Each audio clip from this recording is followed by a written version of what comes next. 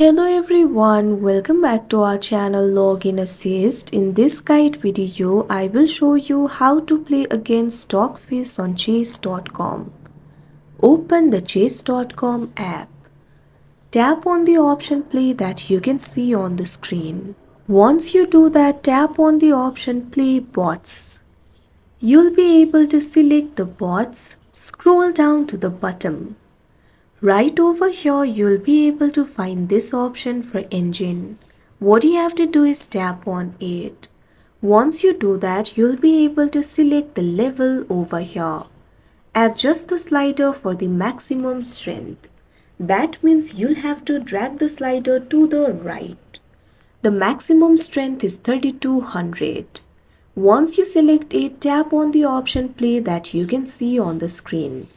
After you do that, you'll be able to play against Stockfish. Like this, you can play against Stockfish on chess.com. I hope you found this video helpful. Thank you for watching. Make sure to like, share and subscribe to our channel.